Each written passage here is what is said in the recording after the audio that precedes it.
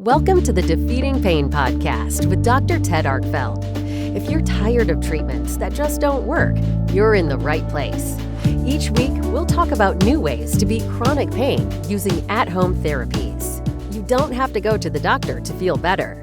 Let's help you start living pain-free. Now, here's Dr. Arkfeld. Hey, welcome back to Defeating Pain podcast. We're going to call this episode, The Secret to Pain-Free Living is Not in Your Medicine Cabinet. So we're taking on a big one today, the secret to pain-free living. Or at least reducing your pain so that you can have a better life and you can move much better. So we're going to have a little spoiler alert.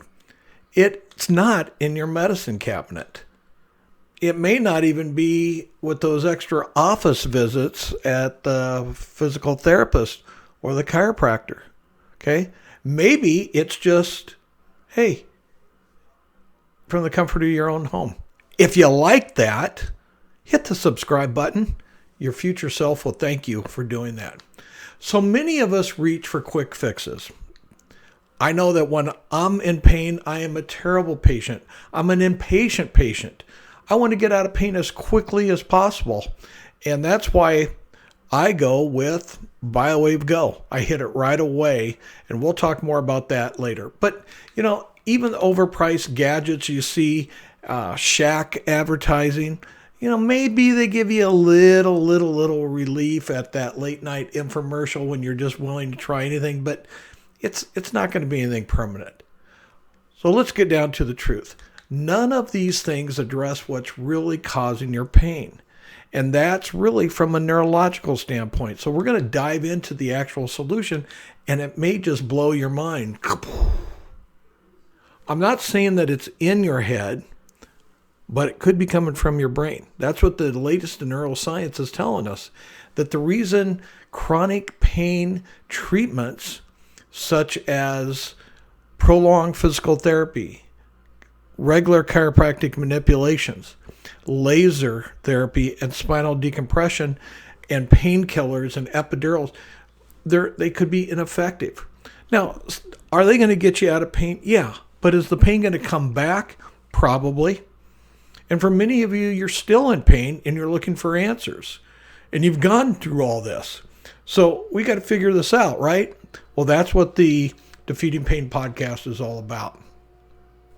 Let's talk about this concept called neuroplasticity and retraining the nervous system. So I'm not going to get real deep into the woods on neurological things. So I'm going to tell you, just like I tell patients every single day that come into my office after being everywhere else. They're coming in and they're wanting something different. They're searching for answers and they have not gotten them anywhere else. Okay, I'm going to have to tell a story. Okay, I have a patient that came in about 3 years ago. And she walks in, and I could tell right away she is not happy at all. She's in pain, and she's across the table from me. And I said, well, what brings you in? And she goes, well, my sister referred me to you. And quite honestly, I don't know what I'm doing here because I just don't see how a chiropractor is going to help me. My low back is hurting. It's constant pain. I've had 2 surgeries down there, and I just don't know what I'm doing here. And I said, well, really, what are you doing here? At that point, she broke down, started crying. And she said, you are my last hope. If you can't come up with some kind of solution to get my pain levels down and get me moving, get my life back, I'm scared of what's going to happen. Does that sound familiar? So I did the interview, and I found out that she had a disc herniation, and then she had surgery. And the surgery, by all accounts, was very successful. You know, following the surgery, she didn't have the pain going down the right leg. The muscles came back. She wasn't weak in the right leg anymore. The foot drop had come back. But a few weeks afterwards, she started having unbelievable pain in the low back. And so it got to the point that she had to go back to the emergency room. And what they found is that her incision had become infected. She had a staph infection, and she had to go back down to Saginaw and have surgery again to clean that out. Now, they got everything taken care of with regards to the staph infection, but what was left over was not good. All right, she had pain, stiffness, anxious, depressed. She had gone through 6 or 8 weeks of physical therapy. She had done a couple epidural injections, and everybody said, we just don't know what to do. We've done everything that we could. The 2 surgeries were a success, and we just don't know what else to do.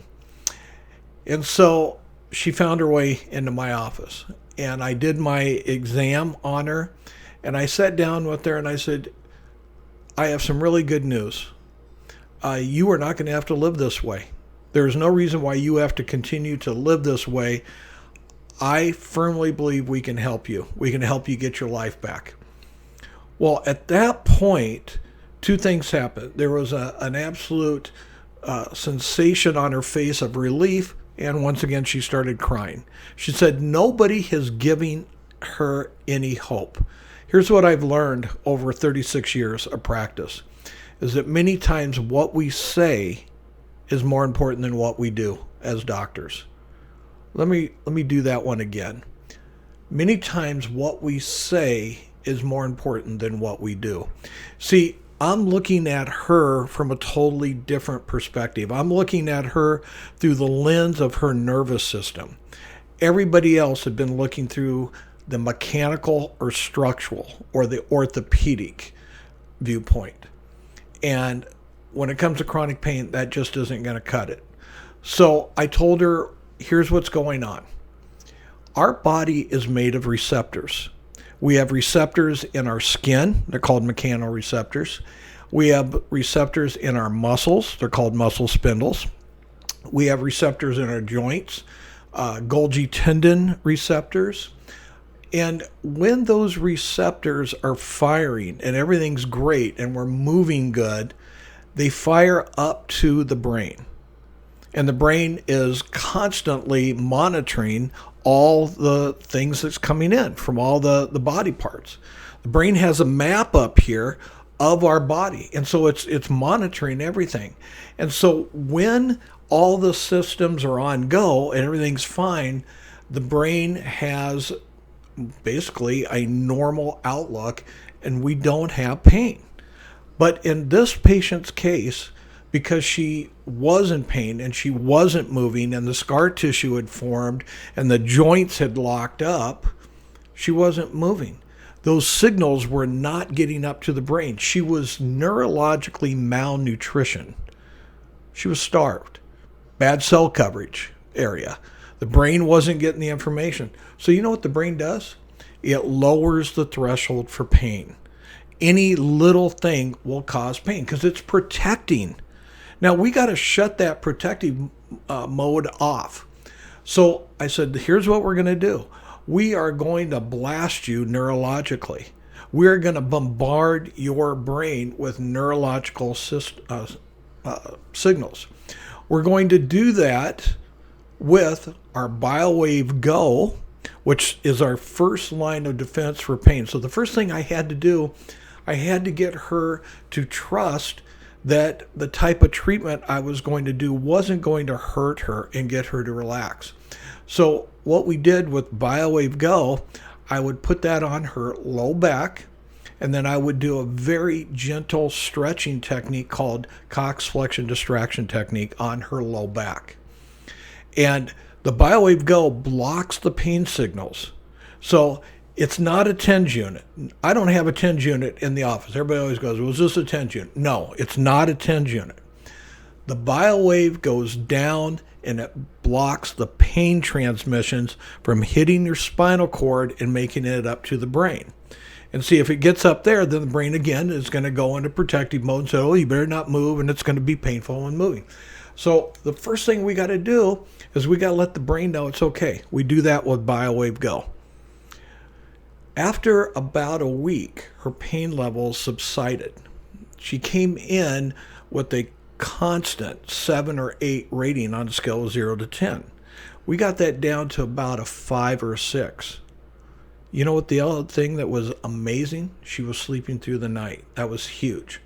Now we were ready to go and move her in to our ARP neurological therapy. ARP stands for Accelerated Recovery Performance. It's a neuromuscular electrical stimulation that gets down deep into the muscles. It actually hits the muscles at 500 pulses per second, and it stretches them. Okay, so it's bombarding the muscle spindle, that receptor for the muscle. It's bombarding that receptor with neurological input. More importantly, it's getting to a muscle in her low back called the multifidus muscle. And throughout the podcast, you are going to hear me refer to the multifidus muscle because that is the main muscle that's a spinal stabilizer. It's also one that's completely overlooked with everybody else. PT is not looking at it. They can't even treat it. Okay, the only way to really successfully treat the multifidus muscle is through ARP neurological therapy. It brings it back online. It actually strengthens it. Why is that important? Well, see, your multifidus muscle is, like I said, a main spine stabilizer. It's going to make sure that those joints in the disc and the vertebrae, that they're able to withstand the effects of gravity. See, we're constantly fighting gravity. The other important thing about the multifidus muscle, it has a direct communication to another part of the brain called the cerebellum. The cerebellum is responsible for coordination, movement, make sure all the muscles are moving in a coordinated fashion. And the cerebellum is huge. It's absolutely huge. And when you have some kind of low back problem, and you can test yourself at home, just take and, be standing in front of a bed in case you fall backwards, put your feet together, close your eyes. And then try touching your nose with your index fingers. Or try standing on one leg with your eyes open and then close your eyes. Your balance is going to be bad because the multifidus muscle is weak and it's not functioning properly. So we started incorporating ARP neurological therapy while I'm doing the Cox flexion distraction technique. And then what really did it is we brought in brain tap entrainment therapy. Brain tap is a headset, and we have about 700 different recordings, but for her, I wanted to get her out of that fight or flight. See, there's another part of the nervous system, it's called the autonomic nervous system, and when you're in pain, it's emotional, it's stressful, and nobody addresses that unless you're going to a neurologically based neuro-way to practice physician. But see, these are all things you can do at home. You can start off with an office that's specially trained, but then you can get all these therapies at home and continue. You can do them every single day. And that's what this patient did. So we got her going in brain tap, and we got her out of that fight or flight mode, and we got her to sleeping. See, there's two parts of the nervous system, that autonomic nervous system. One is called the sympathetics.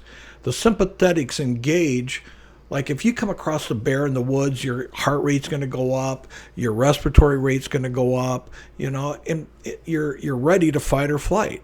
The other part is the parasympathetic, and that is the calming. Most patients in chronic pain, they're sympathetic dominant. They're past the point of really able to fight off stress and recover. There is no recovery. So they're not sleeping. They're becoming anxious, more stressed, depressed, and some not good thoughts sometimes creep into their minds. Does this all sound familiar? Now you know why I've created the Defeating Pain podcast, because there's a lot of different pains. There's chronic pain, there's acute pain, but there's also emotional pain, and we have got to help people through this. So when your brain starts to adapt, starts to make changes, starts to reboot because we're bringing all the things online again, that's called neuroplasticity. You can't teach an old dog new tricks. Your brain is constantly monitoring and making changes, and we can do that. You can do that from the comfort of your own home. So, if pain relief was just as easy as popping a pill, we'd all be doing backflips by now, right? That's the reason medications, and I'm not against medications. Don't get me wrong. Man, when I had my kidney stones, I love Toradol. But they're not the solution. They're just to get you from one point to the other. Right now, in today's healthcare, you can take responsibility. You do not have to be a victim anymore. You can become the champion of your own pain and do things at home. That's what the home-based therapy that we're going to be talking about, that's what this is what I'm trying to get across. If you like what you're hearing, again, hit the subscribe and share this episode with someone who needs to hear it. And don't miss out on our next episode. We'll be debunking the biggest myth about pain management. I will have links for BioWave, for ARP Neural, the little PRS, Personal Recovery Solution. You can get a little unit for home, for BrainTap, for Normatec compression therapy. I'll have all the links down there. So if you want to check those out, great. I hope this helped. I am on a mission to help as many people possible, and I can only do that to a certain extent with patients in the office. That's why I'm coming to you, because you know what? You don't necessarily have to have a lot of office visits. And if you're stuck and you're not making any progress, chances are they're looking at it from a mechanical or structural point of view when they should be looking at it from a neurological standpoint. I'm Dr. Ted Arkfeld, and I'll see you in the next episode.